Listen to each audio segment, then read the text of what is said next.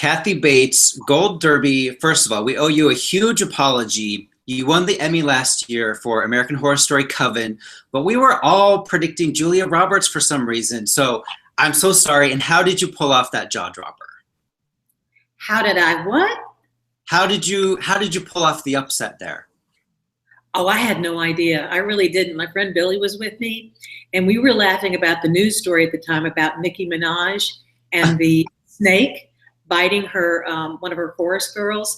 And there was a whole article about Ricky, the entertainer snake. He'd been around for like 14, 15 years as a real professional entertainment snake. And we just laughed. We were laughing hysterically, you know, and just not paying attention to anything. Because I knew I wasn't going to win. I thought Tolan would win, okay? And so when they called my name, I was just like, what? And so anyway, it was cool. I was so gobsmacked, though. I forgot to thank Ryan. I forgot to thank everybody. I mean, it was just like, okay. I couldn't remember anything. Well, you might have another chance this year for Freak Show at Gold Derby. We think there's a really good chance you'll be nominated for the role of Ethel Darling. And, you know, you've been nominated at the Emmys about a dozen times or so already. So is it all still exciting every time you get the nomination? Well, yes, the excitement starts at the nomination. And then my favorite part, though, is running into people on the show, you know, and like J.K. Simmons. I worked with him on Oz, and he was so amazing. And to see him pull off that performance in Whiplash, just when I saw him on the red carpet, I just grabbed him, jumped up and down.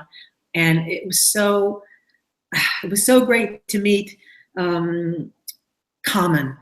He was so great in Selma, and his music was incredible, and his speech was so great. And I don't know, it's just so, I know I keep saying great, it's just great, it's great. But that's what I liked, was meeting all the people, you know? Right. All the people. Go ahead. At the Emmys, you and Jessica Lange both won last year. And I guess it brings up the question, what does her departure mean for the show? Was she part of the reason you got cast on the show last year for Coven? Yes, she was, because I had lunch with her after I saw her amazing performance on the very first season, and I said, gee, can you put a word in, you know, with Ryan? And lo and behold, she did, and he just pitched this amazing part, Lalaurie, to me, and I never looked back. It was magnificent. It's just great. Madame Lalaurie, she was kind of creepy, wasn't she? And you played a villain in season 3, and then last year you kind of played the heart of the show, Ethel Darling. What's it like being like the yin and the yang of American Horror Story? Well, I kind of loved Ethel a whole lot because, you know, she just wore simple cotton dresses instead of the 18th century outfits, which took forever and they were hot and awful. But it was wonderful to play such different characters. And the fact that Lalaurie really lived, so it was fun to do all kinds of research about her. And frankly, I really loved having a beard. I know that sounds weird, but no, I'm serious. Because as a character actress, you know, I'm kind of jealous. The guys can do beards and eyebrows and all that other stuff. And women are really limited, usually. That's true. You know, you had a lot of scenes with Sarah Paulson. Tell me, what were the challenges in working with her this year? Because she was playing two characters at essentially the same time. Yeah, well, first it was hard because you didn't know where to look. You know, she had sort of a puppet on one side, and Jessica's dyslexic. So it was like nearly impossible for her. And the real drag that meant we had to shoot everything twice. So that we all like, what? We have to go back. And yeah, it was difficult. But it was also amazing to see how she very subtly created these two different characters. When it all got put together and I saw the caliber of the work that she was doing, and I kind of want her to win this year. Oh, really?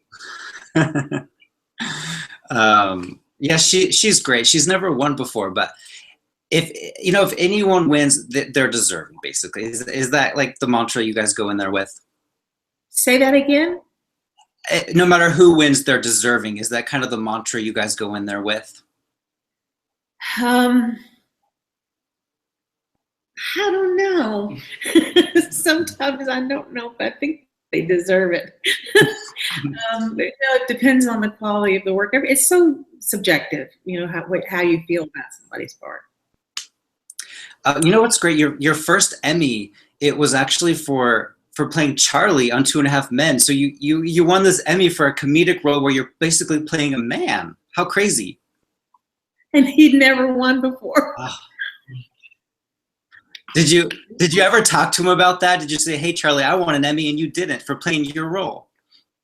Well, no, but I called his mom, who I know, Janet, really well, and I said, I just want to give you the heads up that I'm doing this, and that I hope Charlie's cool with it.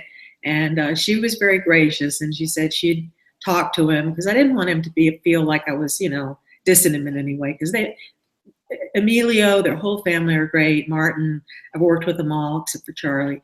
And so I just wanted to, give them a heads up. Mm-hmm. And back to Freak Show, my favorite scene that you did, I think it was the 3rd episode. It was in the doctor's office where your character found out that she was dying, and you had this whole cascade of emotions. What can you tell us about that scene? Well, since I'm a cancer survivor, knock wood, for ovarian and breast, I've heard those kinds of words before. Not that I'm going to die, but that they tell you you've got a malignancy and that you're going to have to go through this. So I think that made the scene very personal to me, and it was a very well written scene. And also, last season they didn't have a lot of jump cuts, what I call them. They let the camera stay. So I was so happy that they let the camera just rest on me for the shit lines, to really see that information land. I'm really, really happy with that scene. Yeah, that was a good one. And thinking back, I hope I'm not spoiling anybody. So if you haven't watched it, maybe just hit the mute button. But the fact that Ethel was the heart of the show, and she didn't make it to the end of the season, she kind of had an untimely death. Did that make it more tragic that she was, the heart, and she didn't make it to the end? I was surprised. I didn't know that she was going to be killed in episode 8. So I was like, what? But I guess, I don't know. It's all Ryan's decision. And it would have been neat for Ethel to have a showdown. And we just had our showdown early. So that's true. And 2 seasons, and there's been 2 decapitations. Is it in your contract that your characters have to die by being beheaded? I was afraid when we did that scene where they wrapped the chains around her. I was so afraid somebody was going to pick up her head, just like we did, for when Gabby and I did our scenes together, but they didn't do it. I saw it rolling across the ground, and I thought, oh, come on. And a new addition this year was Michael Chiklis. He played your ex. And I love that scene between you and him along the water. And wasn't that the scene there was like an alligator or something? There was a real horror story going on in the background? Oh, totally. We were there really early in the morning, and we were just starting to shoot. And we were both staring out at the pond. And we saw something moving in the water. And we were looking closer and closer. And I said, Chiklis, what the fuck is that? I'm not supposed to say fuck. Oh, it's okay. And I said, oh my God, I think that's an alligator. And he was swimming towards us, and the bank was very, it wasn't a very high bank. And those suckers go about 35 miles an hour when they get going. They're really fast. And you can tell how long they are from their eyebrow to the end of their snout. I don't know, it seemed like that one was about 8 or 9 feet. So I was like, oh my God. He was, fishing for his dinner. And then later on, I heard the Grips were feeding him hot dogs. Oh, and I thought, you idiots. So anyway, it was pretty cool, out Um, in nature. what's that? I can't wait for the Freak Show DVDs to come out because there's a rumor that Ethel had a song that was cut and it ended up on the cutting room floor. Do you remember what song that was? It was Courtney Love. Oh, Lord, I forget the name now. I've sort of wiped it out of my mind because I was so sad they cut it. I can't remember the name, but I'm so excited. You have more information than I do. I'm so glad it's going to come out on the DVD. I hope I'm right. I hope I'm not. You are. In my ears that it was going to happen. So. Right. Next season is going to be the hotel season. Do you know anything about your character that you can tease, or you probably don't know anything yet? She runs the hotel. That's all I know. She runs the joint, and I don't think I can tell you anything else. Do you hope that she's a villain, or do you hope that she's a hero, or maybe a mix of both? What do you like to play more? Right. Mix would be great because then you wouldn't know, right? So there'd be a place to go with it. I don't want her to be too goody. I don't like to play goody two-shoes gals. I'd rather have some kind of dark, or as my mother used to call them, afflictions. She would say, why does she have to play those afflicted characters? But those are the most fun to play. And your Oscar win for Misery, that was, 25 years ago now. And it was so monumental because it kind of opened the door for people from thrillers, from horror films to be taken seriously. And after that victory, we saw winners like Silence of the Lambs, Christoph Waltz, Javier Bardem. And now at the Emmys, it's kind of a similar situation. Like the voters, they've never really cared for the horror genre, but American Horror Story seems to be different. They're really taking this seriously. Why do you think that is? Well, I think it's because it's so good. I think it's so well done. I mean, starting with Mark Worthington's sets, they're brilliant. I don't know if you really got to see enough of Ethel's Caravan. It was astonishing what they did.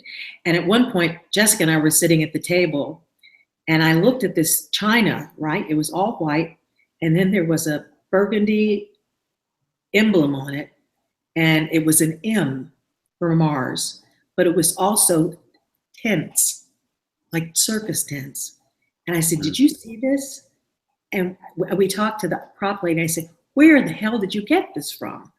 And nobody would ever see it, but they wanted to make everything so real. And she found it somehow online. And when you see something like that, for television, you go, oh my God, everything was done so well, and playing with other characters or people that you've played with before, but they're different now. I mean, it was an amazing experience, and I'm looking forward to it a lot this year. I think it's going to be really cool. Yeah, the production, I don't know if they get enough credit on your guys' show. It's so good. And they reinvent it every season. Like all the tents and stuff, that's gone now. And they're going to create something new this year and something newer next year. It's really, they do a lot of work, don't they? Oh, it's astounding. It really is. But it starts with the genius of Mark Worthington. Although I'm sure it comes from Ryan, what he wants, but the execution of it is what's marvelous. Worthington's just brilliant. And so what are your final thoughts here on Freak Show and saying goodbye to Ethel? Is there anything, like any special memories that you're going to take with you for a long, long time? Having heat stroke outside? No, that's not a good thing. I'm